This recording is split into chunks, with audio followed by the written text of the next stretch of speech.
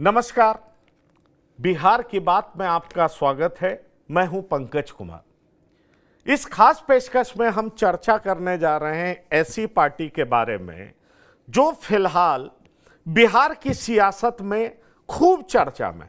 यकीन मानिए, पहली बार वो खूब चर्चा में तब आई जब वो गांधी मैदान में लोगों का हुजूम इकट्ठा की, और किसी ने नहीं सोचा था कि ये पार्टी लाखों की भीड़ इकट्ठा कर लेगी गांधी मैदान में। आप सोच रहे होंगे मैं किसकी बात कर रहा हूं। यकीन मानिए, मैं बात कर रहा हूं इंडियन इनकलाब पार्टी का, जिसे लोग पान पार्टी बुलाते हैं। अब पान पार्टी, जो कि कहा जाता है कि इसका आधार वोट बैंक तांती और ततवा का है, और ये एक ऐसी जाति है जो जाति की पॉलिटिक्स में उभरती हुई नई जातियों का समूह है, जो अपने हक के लिए अब आवाज उठाना बुलंद कर चुकी है। उसका कहना है कि पिछले कुछ समय से, पिछले कुछ सालों से ना तो हमारा कोई एमएलए हुआ, ना मेरा कोई एमपी हुआ, और इसलिए हमारी हकमारी लगातार बिहार में होती रही है। और दरअसल इसी बात को लेकर के तमाम ऐसे लोग इकट्ठा होने लगे हैं, और वो भी एक बैनर के तले जिसका नाम है इंडियन इनकलाब पार्टी, और जिसको लोग नाम लेकर पुकारते हैं पान पार्टी।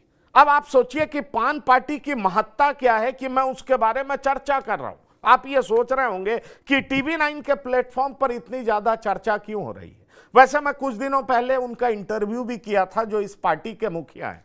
तो आपको बता दें, मैं चर्चा इसलिए कर रहा हूं क्योंकि एनडीए में भी कई बड़े नेता पान पार्टी के नेता आईपी गुप्ता से मिल चुके हैं, और मेरे पास पुख्ता जानकारी है कि आईपी गुप्ता से जेडीयू के कई बड़े नेता मिल चुके हैं, और एक एक करके मिलते रहे हैं। उनसे कुछ बातें भी होती रही हैं, लेकिन मैं उन बातों का जिक्र अभी इसलिए नहीं करूंगा क्योंकि वो कहना ठीक नहीं होगा। पर जो बात मैं बताने जा रहा हूं कि अब पान पार्टी की महत्ता क्यों बढ़ती हुई दिखाई पड़ रही है, तो दरअसल आपको बता दें, पान पार्टी अब आरजेडी के बेहद करीब जा चुकी है। आरजेडी ने पान पार्टी से लिस्ट मांगा है कि आप कौन कौन सी जगह पर चुनाव लड़ना चाहते हैं, और दरअसल आरजेडी के कई नेता पान पार्टी के संपर्क में, और आज या कल यह तय हो जाएगा कि पान पार्टी कितनी सीटों पर चुनाव लड़ेगी। अब आप सोच रहे होंगे कि क्या आरजेडी ये बात कर रही है, तो मैं आपको बता दूं कि उस रैली के बाद दिल्ली से कांग्रेस के बड़े नेता भी आईपी गुप्ता से बात कर रहे हैं। और दरअसल आईपी गुप्ता की पृष्ठभूमि आप देखेंगे तो वो पुराने कांग्रेसी हैं। मतलब क्या, मान लिया जाए कि आईपी गुप्ता तांती ततवा की पार्टी क्या महागठबंधन का हिस्सा बनने जा रही है। यह इसलिए भी दिलचस्प होता दिखाई पड़ रहा है क्योंकि कुछ दिन पहले इनकी मुलाकात असुद्दीन ओवैसी से भी हुई थी। तो क्या आईपी गुप्ता अब एनडीए में नहीं जाएंगे? क्या आईपी गुप्ता अब असुद्दीन ओवैसी के साथ गठबंधन में नहीं जाएंगे? क्या आईपी गुप्ता महागठबंधन का हिस्सा बनेंगे? क्या आईपी गुप्ता को तेजस्वी यादव ने न्योता भेज दिया है? क्या आईपी गुप्ता को अपने गठबंधन में शामिल करने के लिए कांग्रेस ने सोच लिया है? इन तमाम बातों की चर्चा हम करेंगे, और हम आपको बताएंगे कि दरअसल पान पार्टी क्या करने जा रही है और पान पार्टी का अगला कदम क्या होगा। इस पर हम चर्चा शुरू करेंगे, लेकिन पान पार्टी ने मेरे स्टूडियो में मेरे साथ बैठ करके क्या कहा था, पहले वो सुनाते हैं, उसके बाद शुरू करेंगे चर्चा। महागठबंधन से कोई ऑफर है आपके पास? देखिए, गांधी मैदान की भीड़ जो राजनीति करने वाली पार्टियां हैं, वो छोटे छोटे भीड़ पे भी ध्यान रखती है।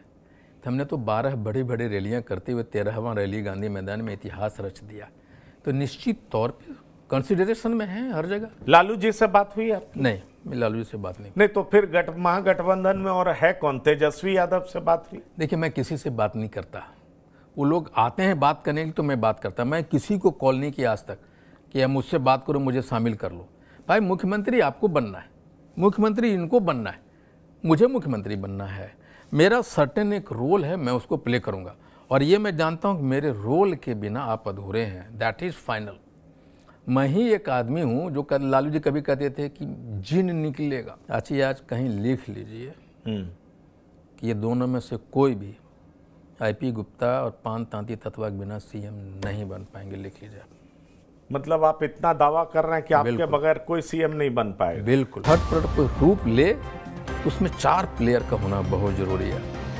आईपी गुप्ता, AIMIM, PK और बसपा। अगर मैं आपको बता दूं इस दावे के साथ, अगर ये 4 आदमी आ गए एक साथ तो बिहार की तस्वीर बदल जाएगी।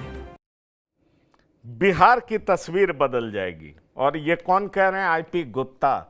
किस तरीके से आईपी गुप्ता बिहार की तस्वीर बदलने जा रहे हैं, ये एक बड़ा सवाल है। आईपी गुप्ता कह रहे हैं कि मेरे पास लोग आते हैं, मुझसे बात करते हैं, पर मेरी जानकारी में आईपी गुप्ता आरजेडी से मिलने जा रहे हैं, लिस्ट सौंप रहे हैं, आरजेडी से नजदीकी बढ़ रही है। जो आईपी गुप्ता ये फॉर्मूला दे रहे थे कि ओवैसी, जनसुराज, बसपा और आईपी गुप्ता यानी कि पान पार्टी इकट्ठा हो गई तो बिहार का पूरा पॉलिटिक्स बदल जाएगा। पर दरअसल अब गुप्ता जी तो जा रहे हैं महागठबंधन में। क्यों जा रहे हैं गुप्ता जी महागठबंधन में?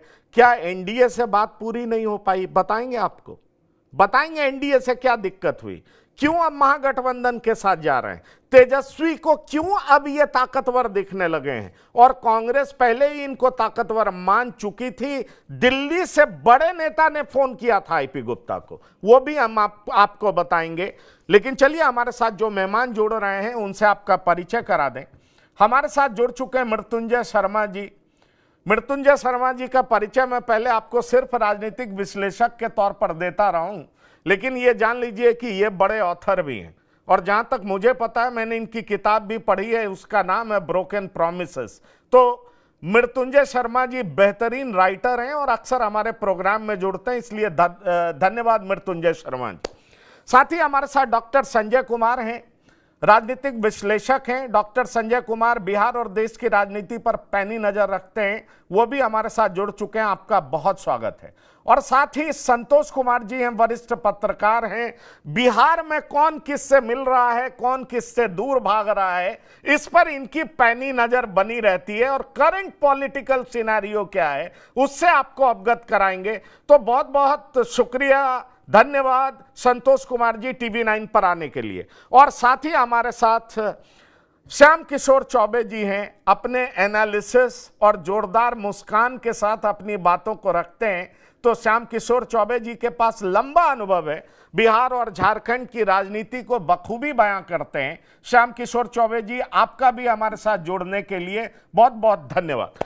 तो मैं सवाल सबसे पहले करना चाहूंगा, संतोष कुमार जी के पास जाना चाहूंगा, क्योंकि ये करेंटली बताएंगे चल क्या रहा है और मेरे पास भी जानकारी है जो आपके सामने रखना चाहूंगा।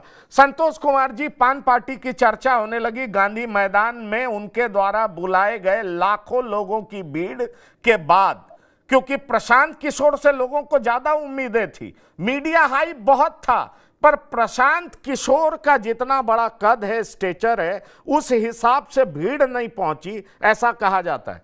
पर यह पान पार्टी सरप्राइजिंग पार्टी निकली। आईपी गुप्ता अचानक जो है ना, जैसे लालू जी का जिन निकलता था मत पेटी से, उसी तरीके से ये जो पार्टियां हैं उनमें से एक जिन निकल गया और आईपी गुप्ता हीरो बनकर के निकले। अब कहा यह जा रहा है कि आईपी गुप्ता, और मेरे साथ उन्होंने इंटरव्यू में कहा था कि मैं एनडीए प्रीफर करूंगा, पर अभी मेरे पास जानकारी आ रही है उनकी जल्दी मुलाकात तेजस्वी यादव से होने जा रही है, शायद आज ही हो जाएगी। और उन्होंने सूची भी सौंप दी है कि कितना उम्मीदवार उनको चाहिए, और तेजस्वी और कांग्रेस दोनों उनको गंभीरता से ले रही है। क्या कहना चाहेंगे आप? देखिए, गांधी मैदान के रैली में भीड़ जुटाने की बात है और प्रशांत किशोर और पान पार्टी की बात है, तो प्रशांत किशोर जी पैसे के बल पर भीड़ लाने की बात करते हैं। गाड़ी घोड़ा बस, मतलब मैनेजमेंट के माध्यम से वो भीड़ जुटाना चाहते थे, जिसमें वो फ्लॉप हुए। और पान पार्टी के जो लोग आए थे वो स्वतः स्फूर्त आए थे। उन्हें लगा कि उनके समाज की कोई बात कर रहा है, राजनीति में उनके समाज की हिस्सेदारी बढ़ रही है, तो इसलिए लोग स्वतः स्फूर्त आए थे वहां पे, अपने पैसे लगा करके। लोग गांव गांव से लोग आए थे, महिलाएं आई थी, बच्चे आए थे, सब लोग पूरे परिवार के साथ आए थे। इससे आईपी गुप्ता का कद बहुत ज्यादा बढ़ गया। और उसी समय आरजेडी के लोगों ने भी आईपी गुप्ता से बात की थी, कांग्रेस पार्टी के लोगों ने भी बात की, लगभग सभी दलों ने प्रयास किया आईपी गुप्ता से बात करने का कि वो उनके साथ जुड़े। और आईपी गुप्ता ने पान समाज को आरक्षण की बात कही थी और ज्यादा से ज्यादा सीट देने की बात कही थी कि ज्यादा से ज्यादा जहां सम्मान मिलेगा पान पार्टी को उसके साथ जाएंगे। और उनका यह भी कहना था कि भाई जिसके साथ पान पार्टी जाएगी वो सरकार मुख्यमंत्री उसी का बनेगा। तो काफी हद तक इसमें देखा जाए तो एक नया वोट बैंक उभर कर सामने आया है। पहले तो चिराग पासवान का एक वोट बैंक माना जाता था, नीतीश कुमार का, भाजपा का, लालू का, सबका अलग अलग वोट बैंक माना जाता था। लेकिन अब पान पार्टी का एक नया वोट बैंक माना जाता आया है उभर करके। और तेजस्वी यादव अगर पान पार्टी को जोड़ रहा है तो मुझे लगता है कि कहीं ना कहीं आरजेडी को और इंडिया गठबंधन को निश्चित तौर पर इसका फायदा होगा। क्योंकि आप पिछले 20 वर्षों में देखा जाए तो आरजेडी से लोग दूर हुए, मतलब कोई भी नया वोट बैंक जुड़ा नहीं था, लोग बिछड़ते चले गए। लालू यादव के बाद 95 के बाद नीतीश कुमार पहले अलग हुए, शरद यादव अलग हुए, रामविलास पासवान अलग हुए, तो धीरे धीरे समाज जो भी उनका गठबंधन था उससे लोग दूर होते चले गए थे और वो एमवाई की पार्टी बनकर रह गई थी, मुस्लिम और यादवों का वोट बैंक लेकर के चलते थे। अब हाल के दिनों में उनके साथ धीरे धीरे अब देखा जाए तो दारूबंदी और ताड़ी को लेकर के पारसी समाज का थोड़ा झुकाव हुआ है, मायावती के कमजोर होने से रविदास समाज का झुकाव थोड़ा बढ़ा है। तो इसी प्रकार अब पान पार्टी जुड़ेगी तो पान पार्टी समाज का एक झुकाव जुड़ेगा। लोकसभा चुनाव में कुशवाहा समाज को उन्होंने जोड़ने का काम किया। तो मुझे लगता है कि तेजस्वी यादव और लालू यादव फिर से अपने पुराने वोटर को, ये देखा जाए तो जो भी वोटर है लालू यादव के ही वोटर थे 90 के बाद से, 90 के बाद से पिछड़ा समाज, दलित समाज लालू के ही वोटर माने जाते थे। लेकिन जो बिहार की बदनामी हुई, बिहार में जो मतलब लालू परिवार के कारण जो बदनामी हुई, जो जंगल राज की उपाधि दी गई, मतलब एक हत्याओं का दौर शुरू हुआ, जो बदनामी बिहार की हुई, उसमें धीरे धीरे और जो खासकर जैसे कहा जाए तो यादव समाज के लोग भी मतलब दलितों और पिछड़ों पर जो अत्याचार के, जिसके कारण समाज से दूरी हुई थी लोगों का, जो पिछला समाज दूर होता चला गया था, फिर से एक बार तेजस्वी यादव सबको जोड़ने का प्रयास कर रहे हैं। वो सारी बातें ठीक है। दरअसल वो जो आप कह रहे हैं वो बात ठीक है, लेकिन एक बात ये भी सच है ना कि नीतीश उभरते हैं तो बैकवर्ड और ईबीसी में भी एंटी लालू जातियों का एक बड़ा कुनबा तैयार होता है, जो कि यादव समाज के डोमिनेंस को पसंद नहीं करता। उसको ऐसा लगता है कि लालू आते हैं तो हमें दिक्कत होती है। पर सवाल यह है कि पान पार्टी अब आरजेडी से बात क्यों कर रही है? पान पार्टी का कॉन्फिडेंस आरजेडी में क्यों जग रहा है? क्या एनडीए का पान पार्टी में इंटरेस्ट नहीं है? अगर इंटरेस्ट नहीं होता तो जेडीयू के कई बड़े नेता आईपी गुप्ता से बात नहीं करते। मैं आपको बता सकता हूं कई बड़े नेता बात कर चुके हैं। और दरअसल नीतीश कुमार के बाद जितने बड़े नेता जो फैसले लेते हैं वो आईपी गुप्ता से बात कर चुके हैं। दिल्ली में भी मुलाकात हो चुकी है, आप ये बात जान लीजिए। लेकिन उसके बाद आईपी गुप्ता अचानक तेजस्वी यादव के करीब जाते दिखाई पड़ रहे हैं, जबकि आपको बता दें कांग्रेस पहले ही आईपी गुप्ता से बात कर चुकी है। लेकिन अब तेजस्वी यादव बात कर रहे हैं तो मृत्युंजय शर्मा जी, क्या जो लालू प्रसाद यादव रणनीतिक तौर पर छोटी छोटी जातियों को इकट्ठा करने का प्रयास कर रहे हैं और उनको लग रहा है कि ऐसा किया जाएगा तो ये काफी प्रोडक्टिव होगा, चुनाव में एनडीए की हार का पटकथा लिखा जा सकता है, इसलिए पान पार्टी अब अचानक उनको महत्वपूर्ण दिखाई पड़ रही है। कैसे देख रहे हैं आप इसको? पंकज जी, एक आपने बात सही करी और मेरे जो पिछले पैनलिस्ट बता रहे थे कि अगर आप आरजेडी का पूरा इवोल्यूशन देखेंगे 90 के बाद से, तो ब्रॉडली आरजेडी एमवाई को छोड़कर और कोई ऐसी बड़ी जाति आप नहीं बता सकते हैं जिसमें वो एक प्रकार से सर्वमान्य पार्टी हो या लालू प्रसाद उसके सर्वमान्य नेता हो। बाकी जो भी जातियां बचती है एमवाई को छोड़कर, उसमें थोड़ा बहुत वो वोट सेंध मार पाते हैं, लेकिन ऐसा आधिपत्य टाइप किसी में उनको नहीं है। और इस चीज का जो एहसास है वो उनको हो चुका है पिछले कम से कम 2-3 चुनाव के रिजल्ट से। तो उनको अब ये समझ में आता है कि बिहार में जो पूरा का पूरा चुनाव है वो एक प्रकार से अरिथमेटिक है, वो मैथ्स है रादर देन कुछ और उस मैथ्स में जातियों को जितना ज्यादा आप जोड़ पाएंगे आप उतना आगे चल पाएंगे। मैं इनफैक्ट कल परसों एक इंटरव्यू देख रहा था पप्पू यादव का, और उन्होंने एक लाइन उसमें कही कि बिहार में आप किसी भी चीज पर वोट ले लें लेकिन कभी डेवलपमेंट पर वोट नहीं ले सकते। भले ही मैं पूरी तरह सहमत नहीं हूं इस बात से, लेकिन हाँ एक बात जो बहुत अंडरलाइन हमेशा से रही है बिहार के इलेक्शंस में, वो ये कि जाति पर वोट पड़ती है, और अगर जाति का कोई सर्वमान्य नेता है तो उसके कहने या न कहने से बहुत ज्यादा वोट इधर उधर होता है। अभी तक जो पांच जाति की बात समझ में आ रही है, खासकर गांधी मैदान की रैली के बाद से, कि आईपी गुप्ता उसको लीड कर रहे हैं ब्रॉडली, उसमें बहुत ज्यादा मतभेद नहीं दिख रहा है, और उस समाज का वोट आईपी गुप्ता के कहने से इधर उधर थोड़ा बहुत शिफ्ट होगा, ये सभी पार्टियों को साफ साफ दिख रही है। अब दूसरी तरफ ये भी दिख रहा है खास करके राजद को, कि जो ईबीसी का वोट ब्लॉक है वो हमेशा से एक प्रकार से नीतीश जी के साथ रहता है। जो आप बात कर रहे थे एंटी यादव जो वोट है, नॉन यादव ओबीसी और ईबीसी जो वोट है, जो उनको वोट नहीं देना चाहते, वो हमेशा से नीतीश जी के साथ रहता है। तो ये जो वोट बैंक है ये खुद के बल पर, चाहे राजद हो चाहे कांग्रेस, नहीं ला पाएगी। उसको अपने साथ वो तभी ला पाएंगे जब उससे एसोसिएटेड किसी पार्टी को ला पाए, किसी बड़े नेता को ला पाए। देखिए बाकी सारे जो उनके खुद के ऐसे वोटर ब्लॉक्स हैं जिनका वोट वो ला सकते हैं, उसमें किसी प्रकार की संधि नहीं कर रहे हैं। सो फॉर एग्जांपल अगर यादव का कोई भी और नेता है तो उसको साथ लाने के पक्ष में वो नहीं रहते हैं, क्योंकि कहते हैं कि उस पर मेरा एकाधिकार ऐसे ही है, मुझे पप्पू यादव नहीं चाहिए, कोई भी बड़ा यादव नेता नहीं चाहिए।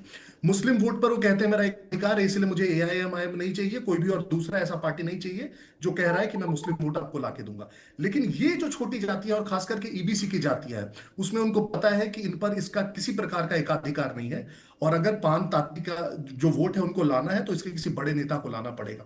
मुझे लगता है दोनों पक्ष, सिर्फ राजद कांग्रेस ही नहीं, मुझे लगता है एनडीए भी उनको अपने साथ लाने का प्रयास करेगा, क्योंकि थोड़ा अगर मैं बोलूं नेचुरल इंक्लिनेशन अगर रहेगा आईपी गुप्ता को और इस समाज का, तो वो ईबीसी वोट ब्लॉक के साथ रहेगा जो नीतीश जी के साथ ऑलरेडी चलता आ रहा है। तो मेरे ख्याल से वहां वोट ट्रांसफर इनका ज्यादा आसान रहेगा, और जो एक प्रकार से कन्वर्जन होगी सीट की, चाहे जितनी भी सीट पे लड़े, चलिए जीतना मेरे ख्याल से ज्यादा आसान आईपी गुप्ता के लिए होगा। चलिए आपकी बात मैं मान भी लेता हूं, मैं आ रहा हूं श्याम किशोर जी आपके पास भी, लेकिन डॉक्टर संजय ये बताइए, पान पार्टी की मांग तो है कि मुझे आप शेड्यूल कास्ट में शामिल करिए, मुझे वो दर्जा दीजिए, क्योंकि पहले पान पार्टी मेरे ख्याल से उनकी बिरादी ताती और तत्वा उसी जाति में शामिल थी, उसको उस कैटेगरी में लिया जा रहा था, बाद में इनको अन्य कारणों से हटा दिया गया।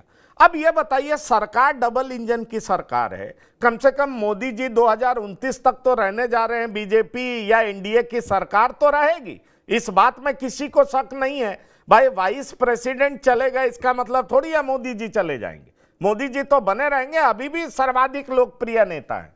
अब ऐसे में सवाल उठता है कि डबल इंजन सरकार की मदद की दरकार है पान पार्टी के नेता को, तो ये आरजेडी के चौखट पे क्यों जा रहे हैं? क्या एनडीए में कोई इनको भाव नहीं दे रहा है? मेरी जानकारी में जेडीयू से जो रिस्पांस मिला है उससे आईपी गुप्ता खासे नाराज है, और दरअसल बीजेपी से उस तरह का उनको रिस्पांस नहीं मिल रहा है। तो क्या आपको लगता है कि एनडीए अपने में मदमस्त है कि मेरा जातीय समीकरण इतना पुख्ता है, हम तो जीतेंगे ही? क्या आपको ऐसा लग रहा है? क्योंकि मेरे साथ इंटरव्यू में आईपी गुप्ता कह चुके हैं कि मेरी पहली पसंद एनडीए है, क्योंकि मेरे समाज को शेड्यूल कास्ट कैटेगरी में डाला जाए, और यह तभी संभव है जब डबल इंजन की सरकार होगी। चूंकि केंद्र में बीजेपी की सरकार है, एनडीए की सरकार है, उनको ऐसा लग रहा था कि अगर हम इस पर सवार हो गए, इसमें शामिल हो गए, तो हमारा काम आसान हो जाएगा, हमारी जाति के लोगों के लिए आरक्षण संभव हो जाएगा। पर अब वो तेजस्वी यादव के चौखट पर खड़े हैं। क्या आपको लग रहा है कि बीजेपी ने भी भाव नहीं दिया, या एनडीए अपने सत्ता के नशे में मदमस्त है और उसको लग रहा है कि उसका जातीय समीकरण इतना पुख्ता है कि महागठबंधन उसको हरा ही नहीं सकती? क्या यह वजह आपको दिखाई पड़ता है? देखिए, गठबंधन जो भी हो, वो एनडीए गठबंधन हो या इंडिया गठबंधन हो, कोई गठबंधन चुनाव के मुहाने पर आकर के किसी को भाव न दे, ऐसा संभव नहीं। भाव सारी पार्टियां देती, लेकिन फिर व्यक्ति अपनी कीमत कितना तय करता है उसके आधार पर भी चीजें तय होती। ये पहली बार आईपी गुप्ता ने गांधी मैदान में निश्चित रूप से एक अच्छी सभा की, और जिसको लेकर के संभावनाएं देखी जाने लगी।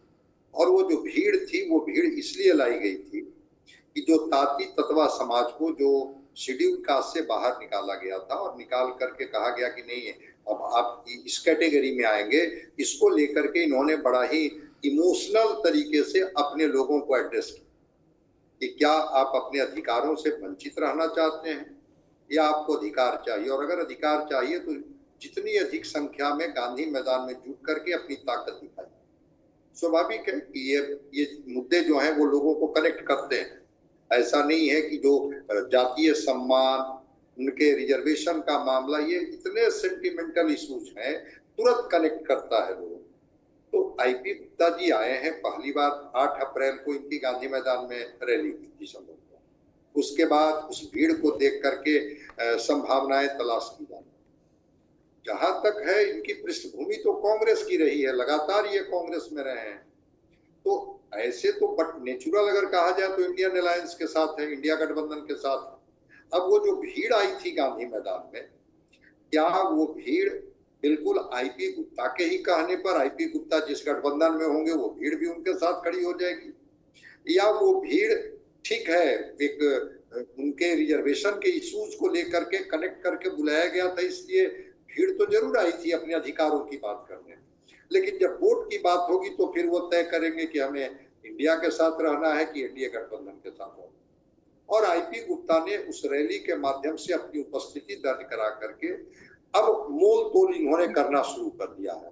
बिल्कुल आप सही कह रहे हैं कि जेडीयू के लोगों ने भी इनसे बात की है, और इंडिया गठबंधन के लोग तो चूंकि संपर्क में, कांग्रेस ने भी कोशिश की कि आईपी गुप्ता फिर से हमारे साथ आ जाए। आईपी गुप्ता चाहते हैं कि हमारा सीटों का गणित कहाँ ठीक बैठता है, कहाँ पर हमें अधिक से अधिक सीटें मिलती। वो जो थर्ड फ्रंट की कभी बात कर रहे हैं, कभी तेजस्वी जी के साथ जाने की बात जो आप कह रहे हैं कि कयासों में आ रही है, इस सीट तक का भी हो गया है कि चिन्हित करके आप सीट बताइए।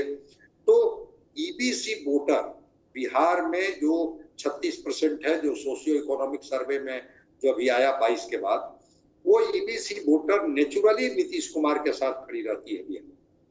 अब देखते हैं कि क्या ताती तत्वा समाज रिजर्वेशन के इश्यूज पर टूट जाएगा, क्योंकि वहां एक लोग नहीं है। ये मुकेश सहनी जी का भी यही मांग है कि भाई हमें भी शेड्यूल कास्ट में शामिल किया जाए, और इनके भी जो इन्हीं की जो भीड़ है जिसको इन्होंने समझाया है, चूंकि ये बतौर इनकी पृष्ठभूमि इंजीनियरिंग कॉलेज के ये पढ़े हुए विद्यार्थी रहे हैं, इंजीनियर की पृष्ठभूमि रही है, तो इंटेलेक्ट तो है ही ना।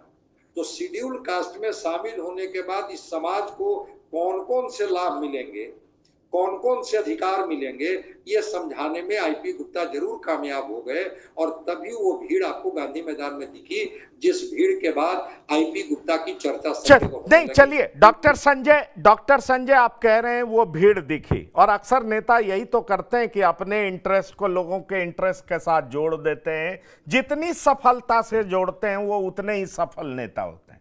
वो कहते हैं मैं तुम्हारे लिए लड़ रहा हूं, पर लड़ तो अपने लिए रहते हैं। ये सब नेताओं की यही पहचान है। पर सवाल ये है, जब मैं उनसे बात कर रहा था तो उन्होंने कहा मेरी सबसे ज्यादा नाराजगी कांग्रेस से है, और दरअसल उनकी नाराजगी की वजह भी थी। उनकी नाराजगी की वजह यह थी कि उनका समाज कभी शेड्यूल कास्ट में काउंट होता था, लेकिन बाद में यह स्टेटस छीन लिया गया। इसके लिए वो जिम्मेदार कांग्रेस को मानते हैं। फिर अब आरजेडी और कांग्रेस के साथ जाने के लिए तैयार हैं श्याम किशोर चौबे जी, क्योंकि मेरी जानकारी में जेडीयू या बीजेपी या एनडीए कह लीजिए, उनको 1 या 2 सीट भी ऑफर नहीं कर पा रही है, या सिर्फ उनको बातों में उलझा रही है, कोई कंक्रीट बात कर नहीं रही है। और आईपी गुप्ता को ऐसा लगता है, उनकी पार्टी को ऐसा लगता है, जो मेरे सूत्र कहते हैं कि उनकी पार्टी को ऐसा लग रहा है कि कहीं एनडीए मेरे साथ खेल तो नहीं कर रही है, और अगर हम मौका चूक जाएंगे तो ये सारे वोटर्स कभी नीतीश कुमार के वोटर्स रहे, ये ताती और तत्वा नीतीश के वोटर्स रहे, जिसको कंसोलिडेट आईपी गुप्ता ने किया। आईपी गुप्ता को लगता है कि अगर इधर से बात भी नहीं हुई और महागठबंधन से हमने बात नहीं की तो हमारे हाथ से तो बाजी ही फिसल जाएगी, इसलिए वो आरजेडी के चौखट पर खड़े दिखाई पड़ रहे हैं। क्या दिख रहा है आपको? देखिए, जब चुनाव आता है तो जो छोटे छोटे दल हैं, जो जातीय आधार पे चुनाव लड़ते हैं या जातीय आधार पे जिनका संगठन होता है और उसी आधार पे वे भीड़ दिखाते हैं, अपनी ताकत दिखाते हैं, वे अधिक से अधिक सीटें पाना चाहते हैं। वो ये जानते हुए भी कि वो इतनी सीटें नहीं निकाल सकते हैं, जीत नहीं सकते हैं, लेकिन लोगों के बीच एक संदेश देने के लिए कि बड़े लीडर हैं, हमने इतनी सीटें ले ली, और इसीलिए वो अपना भाव बढ़ाते हैं।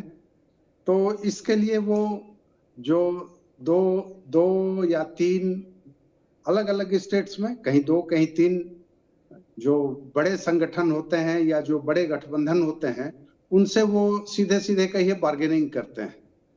इस बार्गेनिंग में आईपी गुप्ता कितने सफल होते हैं, इसलिए कि इनके पास अभी तक का तो कोई वैसा इतिहास नहीं है कि ये चुनाव में क्या परफॉर्म कर चुके हैं। कोई पास्ट परफॉर्मेंस इनके पास है नहीं, नया नया है। तो इस नए नए में मैक्सिमम जितना ले लेंगे जहां, वहां इनको वही ठिकाना नजर आएगा।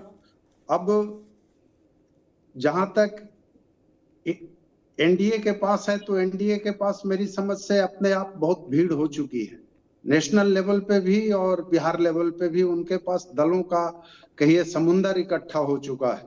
अब वे और जोड़ के इनको आखिर कितना देंगे, सवाल है। वहां पे मुख्य चीजें 2 हैं। आप ये मान के चलिए कि जैसे जो इंडिया ब्लॉक है, इंडिया ब्लॉक में तय बात है कि आरजेडी ही लीड करेगा। अगर सरकार बनती है तो तेजस्वी ही मुख्यमंत्री बनेंगे। लेकिन एनडीए में मेरी समझ से एक फ्रैक्शन है, थोड़ा थोड़ा फ्रैक्शन नॉट फ्रिक्शन है। बीजेपी चाहती है कि वो महाराष्ट्र की कहानी दोहरावे वहां और सत्ता में आ जाए।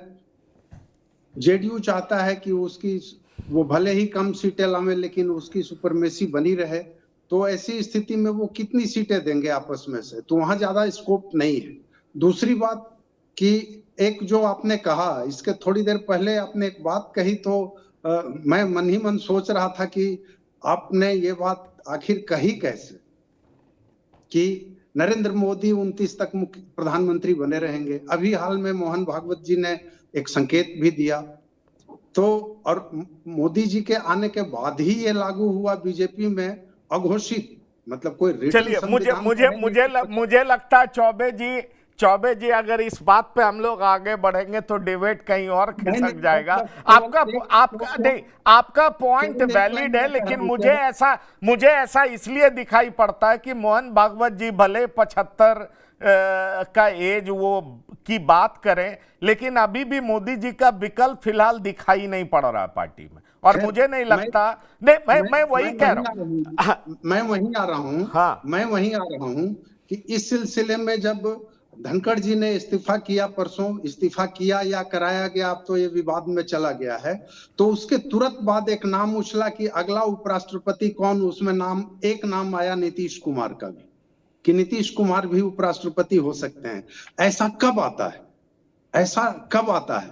जब ऐसा नहीं है कि नीतीश कुमार जी का भाव बढ़ गया इसलिए उपराष्ट्रपति के लिए नाम आ रहा है, उनका भाव घट गया इसलिए उपराष्ट्रपति के लिए मुझे देखिए, मैं एक बात आपको बता दूं, पॉलिटिक्स में जितना समझता हूं और जितना दिन से मैं देख पा रहा हूं, नीतीश कुमार जी उपराष्ट्रपति बनने नहीं जा रहे हैं। कम से कम चुनाव तक तो उपराष्ट्रपति बनने नहीं जा रहे हैं। और जिस तरह की बातें उनको लेकर के कही जाती है, अगर वो आंशिक रूप से भी सच है, तो बीजेपी वाइस प्रेसिडेंट बना के उनको एक्सपोज क्यों करेगी? वाइस प्रेसिडेंट को फंक्शन करना होता है, राज्यसभा गवर्न करना होता है, उसके निर्देश से माननीय सदस्य बोलने उठते हैं, बैठते हैं, एक बड़ी भूमिका होती है। और अगर वहां पर नीतीश कुमार को बिठा दिया जाएगा, जिनको प्रशांत किशोर रोज अचेत बता रहे हैं, तेजस्वी यादव बता रहे हैं, अगर आंशिक रूप से भी वो अचेत हैं, तो भाई सदन में इसको कैसे छिपाया जा सकता है? क्यों संतोष कुमार जी, आप इस बात से सहमत हैं या नहीं? उनको वाइस प्रेसिडेंट की कुर्सी तो नहीं मिलेगी। और दूसरी बड़ी बात, अगर वाइस प्रेसिडेंट की कुर्सी दे दी गई तो बिहार चुनाव में क्या आपको नहीं लगता वो 10-13% वोट के कारण, जिसकी वजह से उनके नेतृत्व को अभी भी स्वीकारा जा रहा है, और तेजस्वी यादव खूब गुस्सा करके भी कहते हैं कि मुझे उन पे दया आती है, ये जो आजकल राजनीतिक जुबान तेजस्वी जी खूब बोलते हैं, उसका वजह क्या है? उसका वजह वही 10 से 13% वोट है ना, जो नीतीश कुमार पे डायरेक्ट अटैक नहीं करने को मजबूर करती है। और ये मजबूरी बीजेपी की भी है, ये मजबूरी तेजस्वी यादव की भी है। संतोष जी, निश्चित तौर पर चुनाव तक मुझे नहीं लगता है कि नीतीश जी को उपराष्ट्रपति का कोई पद दिया जाएगा, और नीतीश जी के स्वास्थ्य की जो स्थिति है, मुझे नहीं लगता है कि भाजपा ऐसा कोई कदम उठाने जा रही है क्योंकि उपराष्ट्रपति बनाएगी। जब बिहार में ही उनकी बदनामी हो रही है, तो भाजपा की तो मजबूरी है कि बिहार में सत्ता में कायम रहना, इसलिए मजबूरी में नीतीश जी को लेके चल रही है। 2020 में भी नीतीश जी को हटाने का प्रयास भाजपा ने किया था अप्रत्यक्ष रूप से चिराग पासवान के माध्यम से, लेकिन सफलता नहीं मिली। अभी भी भाजपा प्रयास कर रही है, लेकिन नीतीश कुमार के साथ जो 15% का वोट है लगभग, वो नीतीश जी जहां रहेंगे वहां वो वोट जाएगा। लालू राज को लोग जंगल राज कहते हैं कि लालू राज के को लोग पिछड़ा समाज वोट नहीं देगा, अति पिछड़ा वोट नहीं देगा, लेकिन नीतीश कुमार जैसे ही लालू प्रसाद के साथ हुए, सभी अति पिछड़ा और पिछड़ा समाज, महिलाएं, सबने लालू प्रसाद को वोट दिया। 2015 का चुनाव उदाहरण है, 15 में सभी लोगों ने वोट दिया। तो इसीलिए नीतीश जी की उपराष्ट्रपति बनने की बात एक अफवाह हो सकती है, एक माहौल बनाने का प्रयास किया जा सकता है नीतीश जी को, लेकिन मुझे नहीं लगता है कि अभी नीतीश जी को भाजपा बिहार चुनाव से पहले यहां से हटाएगी, क्योंकि नीतीश जी जहां रहेंगे वहीं वोट होगा, वोट जाएगा। और जहां तक तेजस्वी यादव की बात है, तो तेजस्वी यादव तो देख रहे हैं कि भाई जितना ज्यादा से ज्यादा लोगों को जोड़े, और नीतीश कुमार पर वो इसलिए कर रहे हैं कटाक्ष, भाई नीतीश कुमार के पास वोट बैंक है, महिलाओं का, जिन लड़कियों को साइकिल दिया गया, पोशाक दिया गया, वो वोटर हो गई हैं और वो वोट दे रही है नीतीश कुमार को। अति पिछड़ा समाज का वोट बैंक मिल रहा है, तो उन्हीं वोटरों में से तेजस्वी यादव वोटरों को तोड़ने का प्रयास कर रहे हैं, जो उनके वोटर थे। कहा जाता है कि भाई 90 के बाद अपर कास्ट छोड़कर कि ज्यादातर वोटर जो पिछड़ा दलित माना जाता था कि लालू प्रसाद के वोटर हैं, जिनको जिन कहा जाता था, वो जिन धीरे धीरे लालू प्रसाद से निकल गया था, और फिर उसी जिन को वापस लाने की कवायद की जा रही है, चाहे कुशवाहा समाज के रूप में हो, ताती तत्वा समाज के रूप में हो, पान समाज के रूप में हो, और चिराग पासवान को भी लाने का प्रयास तेजस्वी यादव कर रहे हैं। लेकिन चिराग पासवान केंद्र में मंत्री हैं, वो तो चाहते हैं कि चिराग भी आ जाए। नहीं, वो चाहते हैं चिराग भी आ जाए, लगता है फ्रीज हो गया। पर मृत्युंजय जी ये बताइए, मेरी जानकारी में आईपी गुप्ता 10 सीट से कम पे मानने वाले नहीं है। पान पार्टी को 10 सीट चाहिए। पान पार्टी को ऐसा लगता है कि उसकी भारी मौजूदगी है दरभंगा में, उसकी भारी मौजूदगी है सहरसा में, वो 1 सीट पर लड़ेगी, 2 सीट पे लड़ेगी, बाकी अन्य सीटों पर डैमेज कर देगी, जिसके विरोध में वो चुनाव लड़ेगी। और इसलिए पान पार्टी बहुत कॉन्फिडेंट है। पान पार्टी की ये भी शिकायत है कि उसको दिखाया गया है 23 लाख के करीब, जबकि उसकी आबादी 80 लाख से ज्यादा है। इनफैक्ट वो अपनी आबादी 1 करोड़ बताते हैं और वोटर्स की संख्या कहीं ज्यादा बताते हैं। बड़ा सवाल यह है कि पॉलिटिकली उनको अंडर द कारपेट एक्नॉलेज तो किया जा रहा है, लेकिन खुल करके अभी एक्नॉलेज कोई नहीं कर रहा। मतलब पान पार्टी का बाजार इसीलिए गर्म नहीं हो रहा। पर जिस अंदाज में मेरे साथ इंटरव्यू में आईपी गुप्ता कह रहे थे कि मेरे बगैर तो किसी की सरकार बनेगी नहीं साहब, और मुझे मुख्यमंत्री बनना नहीं है, इसलिए मैं किसी के पास जाता नहीं हूं, लोगों का फोन आता है। सवाल यह है कि तेजस्वी से मिलने जा रहे हैं, कांग्रेस का फोन आ चुका है और वो कहते हैं 10 सीट से कम पे लड़ेंगे नहीं, तो क्या आपको लगता है कि महागठबंधन उनको 10 सीट दे देगी? हो सकता है उसमें से 4-5 कांग्रेस दे दे, 5 आरजेडी दे दे। पंकज जी, मुझे लगता है कुछ और साथी पैनलिस्ट ये बात बोल रहे थे कि अभी भी देखिए भीड़ वो गांधी मैदान में लेके आए थे, एक ब्रॉड पहला ये दिख रहा है कि हाँ समाज पे उनकी थोड़ी पकड़ है, भीड़ ला पा रहे हैं, लेकिन इलेक्टोरली उन्होंने अभी तक अपने आप को प्रूव नहीं किया है। और जब तक इलेक्टोरली वो कम से कम एक बार अपने आप को प्रूव नहीं करेंगे, चाहे वो अकेले लड़के कितनी सीटों पर नुकसान पहुंचा पाते हैं, वो इम्पैक्ट भी अभी तक वो किसी पार्टी या गठबंधन को नहीं दिखा पाए। तो जब तक वो नहीं होगा तब तक सीट्स के मामले में ये जो भी गठबंधन है उनको बहुत ज्यादा सीट्स देने से रही। खास करके देखिए, कभी भी सीट्स दिए जाते हैं तो देखा जाता है किसके कंपैरिजन में सीट दे रहे हैं। तो मांझी जी की पार्टी के कंपैरिजन में कितनी सीट दे रहे हैं, कुशवाहा जी की पार्टी के कंपैरिजन में कितनी सीट दे रहे हैं, वीआईपी के कंपैरिजन में कितनी सीट दे रहे हैं, लेफ्ट के कंपैरिजन में कितनी सीट दे रहे हैं। इन किसी भी पार्टी से कोई भी गठबंधन जाता सीट आईपी गुप्ता को नहीं देने जा रही है। और इसमें से काफी सारी पार्टियां, चाहे कुशवाहा जी की पार्टी हो, हम हो, ये खुद सिंगल सीट्स पे लड़ने जा रहे हैं 5-7 सीटों पे। तो आईपी गुप्ता एक जो प्रैक्टिकल वे में अगर आप देखेंगे, जो सीटों की उनको कि दोनों तरफ से जो सीटें उनको मिल सकती है, मेरे ख्याल से असेसमेंट में अंडर 5 ही रहने वाली है, उससे ज्यादा तो उनको सीटें नहीं मिलने वाली है, वो कितना भी हाथ पांव मार ले। उनके पास बस एक ही ऑप्शन है कि इस बार वो जो भी उनको सीटें मिले उस पे लड़के अपने 2 3 4 कैंडिडेट्स को जितवा ले और वो विधानसभा में अपना प्रतिनिधित्व करे समाज का, अपनी पार्टी का।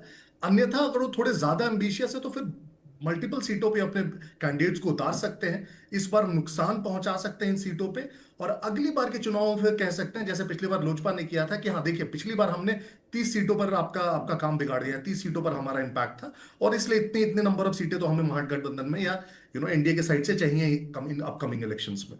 तो अभी आईपी गुप्ता के पास ये डिलेमा होगा, लेकिन मेरा असेसमेंट जो कहता है पंकज जी कि 5 सीटें तो कहीं से भी पार नहीं करने जा रही है, चाहे दोनों साइड के गठबंधन में ये चलिए चले जाए। चलिए, पर मैं आपको इससे आगे की जानकारी दे दूं। पान पार्टी कहती है 10 सीट नहीं मिली तो वो महागठबंधन के साथ भी नहीं जाएगी।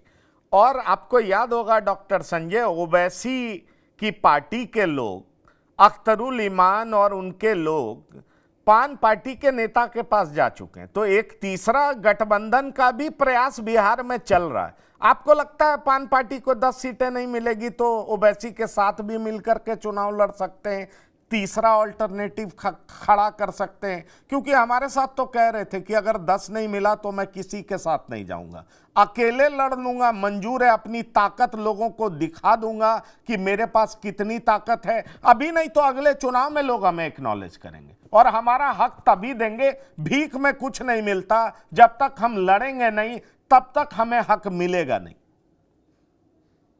देखिए, लोकतंत्र में लड़ने की इजाजत तो हर व्यक्ति को है, कोई पार्टी बना के लड़े, कोई अकेले लड़े। लोकतंत्र में लड़ने से कौन किसको रोक सकता है। लेकिन विधानसभा की सीटें बिहार में कितनी है? 243। कांग्रेस को कितनी सीटें देगी भाई आरजेडी? लेफ्ट की पार्टी जिसका स्ट्राइक रेट बहुत अच्छा रहा है, न केवल विधानसभा में बल्कि लोकसभा में भी, लेफ्ट की पार्टियां कितना पर इस बार मान जाएगी? मुकेश सहनी वो तो क्या क्या बोल रहे हैं, डिप्टी सीएम और 60 सीट और क्या क्या कर रहे हैं, उनके हिस्से में कितनी सीटें होंगी? पारस जी की पार्टी को बिल्कुल एकोमोडेट कर लिया गया है और बताया गया है, निश्चित रूप से कुछ सीटों पर बात हुई होगी, तभी वो पशुपति कुमार पारस इस गठबंधन में आए हैं। और इन सारे लोगों के बांटने के बाद अब कितनी सीटें आरजेडी के पास बच जाती है, आप और हम इसको समझ सकते हैं। वैसी स्थिति में कौन सी सीट 10 ऐसी होगी जो पान पार्टी को दे देंगे तेजस्वी जी? मुझे नहीं लगता है। और ठीक है, अकेले लड़े, वो थर्ड फ्रंट बना करके जो ओवैसी जी के साथ लड़े, लड़ने से कौन किसी को, मल्टी पार्टी सिस्टम है यहाँ, डेमोक्रेसी में सबको इजाजत है। लेकिन हाँ, जातीय समीकरण के आधार पर, जातीय गोलबंदी के आधार पर जो पार्टियां बनती है वो बहुत लंबे दिनों तक नहीं चलती है। मैं आपको बता रहा हूँ, क्योंकि उसी जातीय कुनबे से अलग अलग पार्टियां अपने अपने नेताओं को भी इंडोर्स करती है, बताती है कि जाइए, आप जब उस समाज के हैं, आपको हमारी पार्टी टिकट दे रही है तो आप अपने समाज की ताकत तो दिखाइए। वैसी स्थिति में जातियां फिर डाइल्यूट हो जाती हैं और फिर वो जो हर नेता अपने तरीके से जब बंटवारा करने लगते हैं तो फिर एक होता है कि हाँ चलिए, इनके हिस्से में भी, इनके हिस्से में भी, इनके हिस्से में भी। आईपी गुप्ता को भी लग रहा होगा, बिल्कुल कोर्ट ने जब हटाया, बजाते कोर्ट के निर्देश से हटाया गया ताती तत्वा समाज को शेड्यूल कास्ट से, वो आ गए फिर ईबीसी में, तो एक इन्होंने सेंटिमेंटल कार्ड खेला लोगों के बीच में कि आप शेड्यूल कास्ट में आप कहाँ बेनिफिटेड थे, अब कहाँ लौट आए, अगर लड़ाई आप नहीं लड़िएगा तो फिर कैसे आप ये कीजिएगा। मैं इसीलिए बार बार कर रहा हूँ कि उसमें इनका इंटरेस्ट है, लेकिन हर पार्टी की नजर है। ऐसा थोड़े है कि ताती तत्वा समाज के लोग और दूसरी पार्टी में उसके नेता नहीं है, बीजेपी में नहीं है, जेडीयू में नहीं है, आरजेडी में नहीं है, कांग्रेस में नहीं है। लीडरशिप तो खड़ा होते रहता है। आईपी गुप्ता अगर पहली लाइन में थे तो दूसरा, तीसरा, चौथे लाइन में भी उनके समाज के लोग अलग अलग पार्टियों में हैं। वैसी स्थिति में मुझे नहीं लगता है। चलिए, आपको नहीं लगता? फिर एक और जानकारी मैं साझा करना चाहूंगा और श्याम किशोर चौबे जी बताएंगे। आपको बता दें, आईपी गुप्ता कुछ दिनों पहले हमारे साथ जब इंटरव्यू में बैठे थे तो वो कह रहे थे बसपा, जनसुराज, ओवैसी की पार्टी एमआईएम और उनकी पार्टी मिलकर के एक नया विकल्प बिहार के लोगों को दे सकती है। जनसुराज पार्टी रिसेंटली उसके एक नेता आईपी गुप्ता से मिलने पहुंचते हैं और बातचीत करते हैं और वो बातचीत सफल होती दिखाई नहीं पड़ रही है, लेकिन बातचीत करने जाते हैं। ओवैसी के लोग आईपी गुप्ता से बातचीत करने जाते हैं। अब सिर्फ बसपा शामिल नहीं हुई है। तो श्याम किशोर चौबे जी, क्या आपको लगता है पान पार्टी एक थर्ड अल्टरनेटिव की बात तो करती है, लेकिन क्या आपको यह दिखाई पड़ रहा है कि थर्ड अल्टरनेटिव वाकई शामिल है, या पान पार्टी को अगर एनडीए में जगह नहीं मिली तो आरजेडी जो देगा उसको मान करके पान पार्टी आरजेडी में शामिल हो जाएगी? यह संभावना आपको दिखाई पड़ रहा है? एक शेर है, पूरी लाइन तो पूरा शेर मुझको याद नहीं है। उसकी एक लाइन है कि तू नहीं तो कोई और नहीं कोई और सही। जब अपना कोई बहुत निश्चित एकदम पुख्ता बेस नहीं हो, अभी तो ये पहली बार इलेक्टोरल सिस्टम में आ रहे हैं, तो मैं नहीं कहूंगा कि इनके पास बहुत पुख्ता बेस है। जो भी बेस है तो उसमें आदमी को थोड़ा मतिभ्रम या डायलेमा हो ही जाता है कि भाई लोग भीड़ जुट गई तो हमको वोट मिलेगा। ऐसा बड़े बड़े दलों के साथ हुआ है, बड़े बड़े नाम के साथ हुआ है। आईपी गुप्ता उतने बड़े भी नाम नहीं है कि भीड़ बहुत जुटती है लेकिन वोट नहीं मिलता है। मैं नाम लेना नहीं चाह रहा था, लेकिन अब मैं एक उदाहरण दे के कह रहा हूं कि झारखंड में अभी जो भाजपा के प्रदेश अध्यक्ष हैं बाबूलाल मरांडी जी, वो 2020 के पहले तक उनकी अपनी पार्टी थी और 14 वर्षों तक उन्होंने अपनी पार्टी चलाई और बहुत भीड़ जुटती थी और बहुत प्रसिद्ध नाम था। शुरू में भाजपा में ही थे, बिहार झारखंड के पहले मुख्यमंत्री थे और लोग मतलब गांव-गांव में उनके समर्थक थे। लेकिन वोट लाते समय क्या होता था, जब वो अकेले लड़ते थे तो मतलब लास्ट टाइम में 2019 में उनके पास 3 सीटें आई। तब जबकि वो लड़े थे सभी शायद 81 सीटों पे या 80 ऐसे कुछ सीटों पे वो लड़े थे। तो बड़े बड़े लीडर्स को भी जब डायलेमा हो जाता है, तो अभी तो गुप्ता जी एक तरह से नए नए खिलाड़ी हैं, इनको होगा।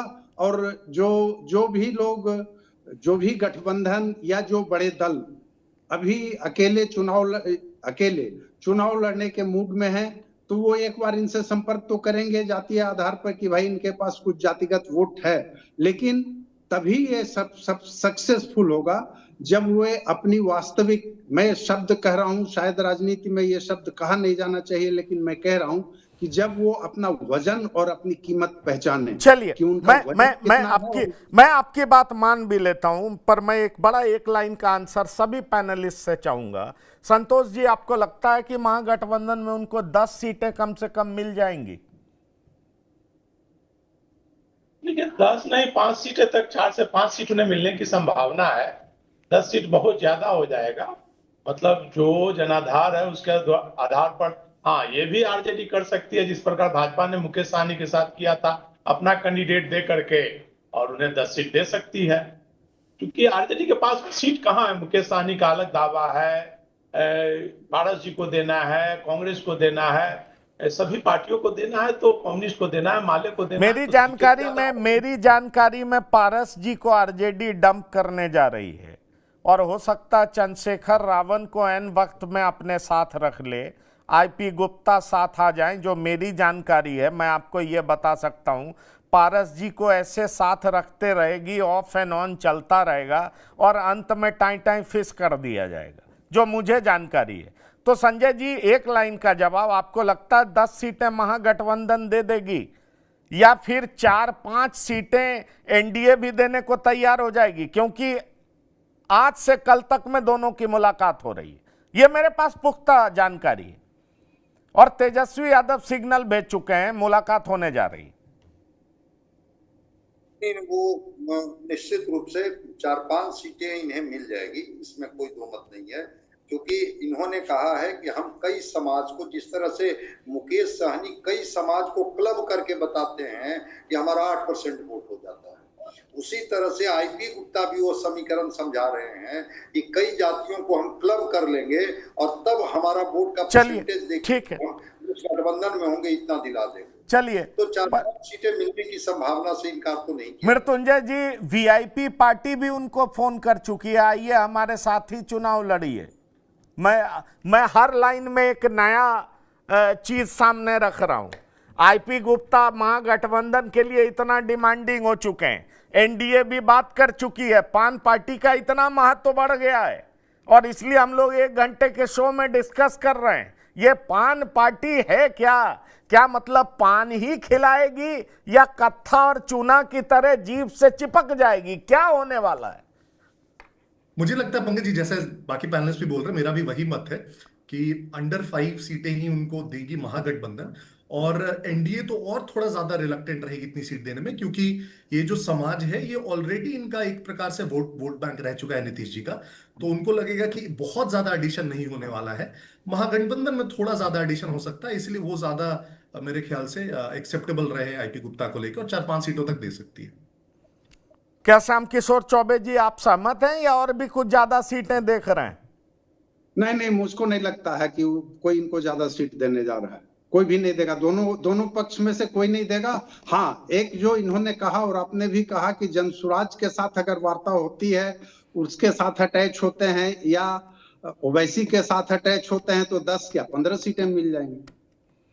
नहीं, पर जनसुराज के साथ बातचीत हुई है, पर वहां पे बातचीत सफल होती दिखी नहीं है। बातचीत तो जेडीयू के साथ भी हुई है। और आपको बता दें, मैं बहुत चीज कोट नहीं कर सकता क्योंकि ऑफ द रिकॉर्ड अगर जेडीयू के नेताओं से भी बात होती है तो वो कोट करना ठीक नहीं होगा। पर आपको बता दें, जेडीयू के बड़े नेताओं से बात हुई और दिल्ली में भी बात हुई। ऐसे में सवाल उठता है कि आईपी गुप्ता को चाहिए क्या? उनसे मैंने बात की, स्टूडियो में इंटरव्यू किया, इंटरव्यू का क्लिप दिखा रहा था। उनका कहना था 10 से कम मिला, इनफैक्ट 12 से कम मिला तो मैं अकेले लड़ जाऊंगा और लोगों को बता दूंगा मेरी ताकत क्या है। पर पॉलिटिक्स में लोग ऐसा बोलते हैं, चुनाव आते आते क्या करेंगे वो हम लोग भी देखेंगे। हमें इंतजार रहेगा कि आईपी गुप्ता करते क्या हैं। सवाल यह है कि आईपी गुप्ता की पान पार्टी के पान का रंग कितना गाढ़ा है, ये इस चुनाव में ही पता चल पाएगा कि लोग उनको चबा के निगल जाएंगे या जो उनको चबाएंगे उनका जीभ मुंह सब लाल हो जाएगा। क्या होगा पान पार्टी का, ये तो चुनाव परिणाम के बाद पता चलेगा। लेकिन इतना सच है कि पान पार्टी की चर्चा सियासी गलियारों में बहुत है और लोग उन्हें बात करने के लिए बुला रहे हैं। इस खास पेशकश में श्याम किशोर चौबे जी, मृत्युंजय शर्मा जी, डॉक्टर संजय कुमार और संतोष कुमार शिरकत करने के लिए बहुत बहुत धन्यवाद और शुक्रिया। तो बिहार की बात में इतना ही। ताजा तरीन खबरों के लिए आप लगातार देखते रहिए TV9। धन्यवाद, नमस्कार।